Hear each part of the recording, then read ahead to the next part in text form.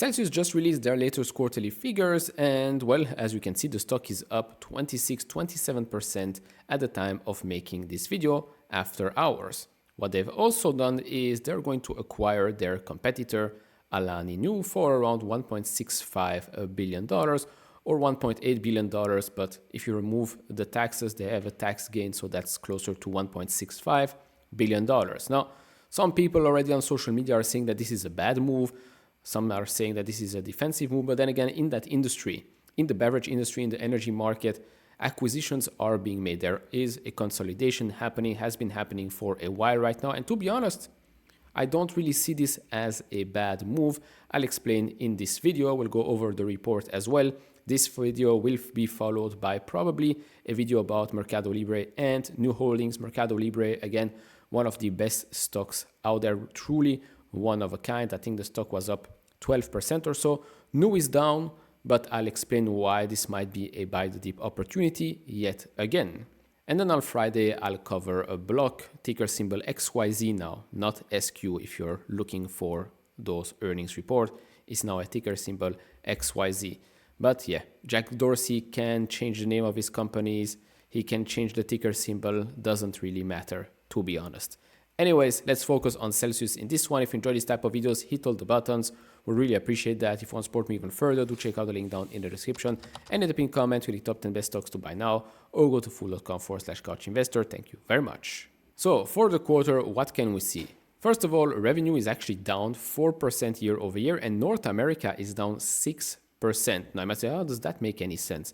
North America is down, revenue is down, and yet the company is up 26-27%. Yes, because the expectations were already quite low. What we can also see is that international grows quite quickly. That's up 39%. Gross margins up 240 basis points for the quarter, well, compared to the same quarter last year. If you look at the full year 23 compared to full year 2024, we can see about the same thing. Gross margin up 220 basis points. Net income for the quarter was actually a loss.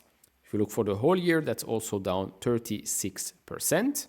As for diluted EPS, also a loss of 11 cents compared to 17 cents a year before. And well, for the full year 2024, you're also down 42%. Adjusted EPS is down only 18% for the quarter and 10% for the full year. Adjusted EBITDA is down 4% for the quarter to $62.9 million. And then for the year, that's down 13% to $255.7 million.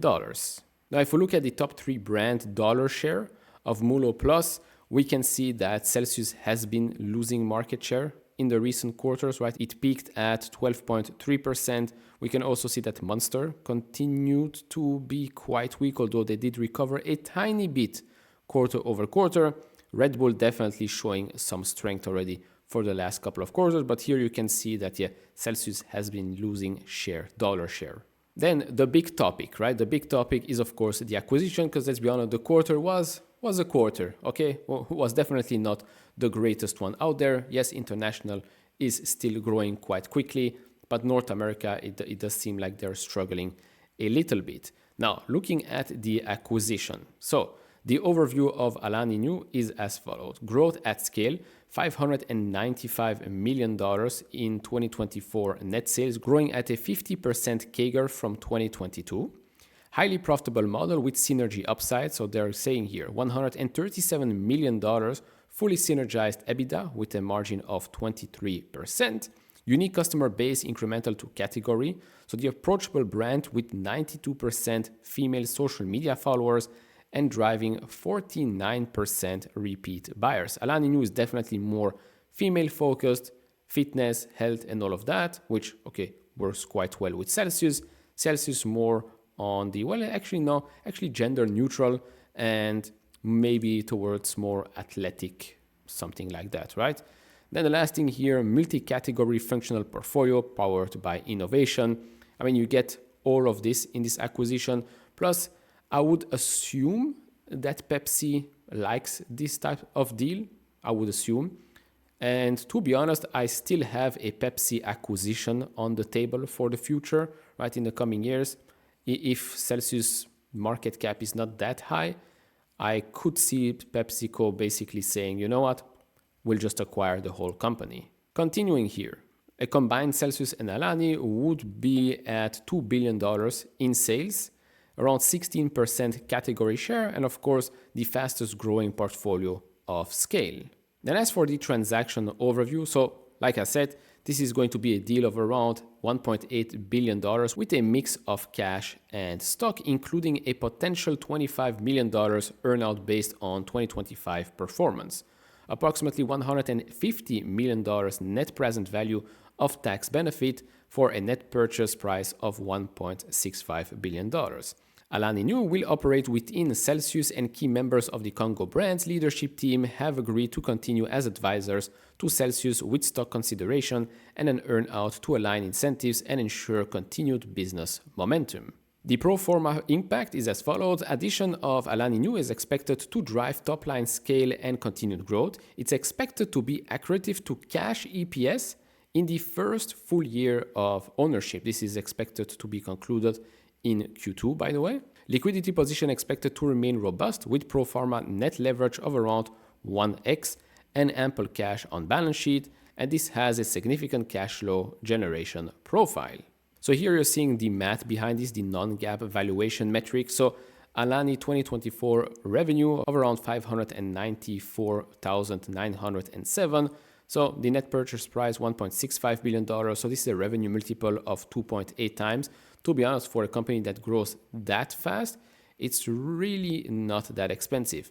An adjusted EBITDA multiple of 12 times, also, I don't think that's expensive either. So to be honest, do I view this as a negative thing? No, this, in my opinion, just takes a major competitor off the board, not only off the board, but basically joining your team. You are continuing to grow, right? You're growing in a growing category that is quite popular. You now have those two brands, Celsius and Alani, which also are quite popular, still growing. You're not paying that much. You still have PepsiCo backing you. I really don't see why people hate this deal. Yes, of course, when the stock is down and you see an acquisition like that, you might say, oh, this is a big defensive move.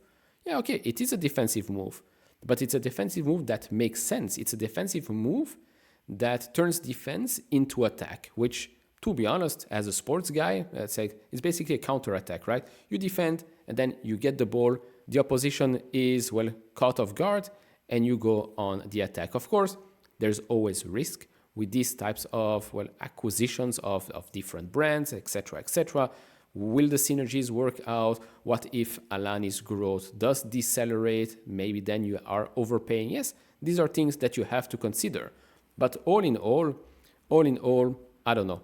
I really don't see why people view this just as a negative. Maybe it's because, well, when this was released, the stock was down 4%, and maybe they'll change their mind now that the stock is up, over 25% or so. So we'll see. To me, it makes sense. It makes sense. It's two players in the same industry growing quite quickly. Of course, one has outgrown the other more recently.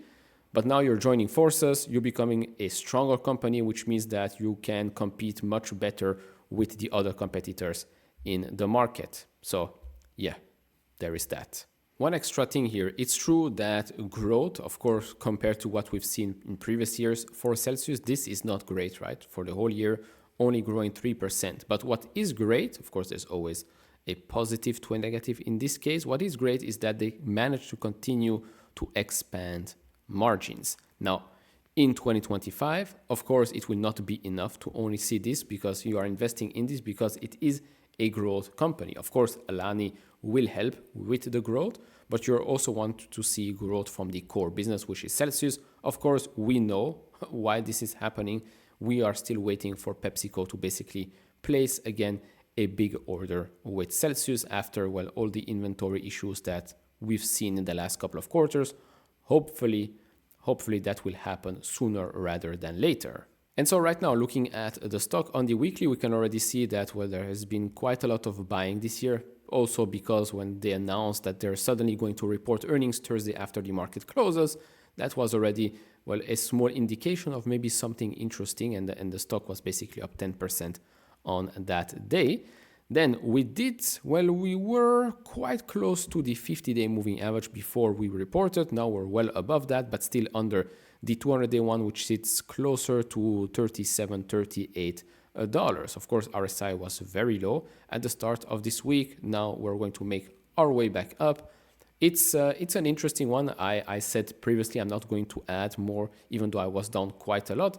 I was willing to wait and see the stock go up, but I'm still waiting for the business, right? The business results, that revenue growth to reaccelerate for me to consider adding more to that position. It's still, for me, even after all the positive things that I said in this video, even after all of that, for me, it's still on the chopping board. I might or might not sell my position either Friday if it's up even more, or maybe in the next couple of days. Still haven't made up my mind. So all in all, that's about it. I'll share probably more information of my movements on Sunday in the portfolio update, so stay tuned for that. All in all, that's about it. Like, subscribe, do all of that, and I'll see you all in the next one. Bye-bye.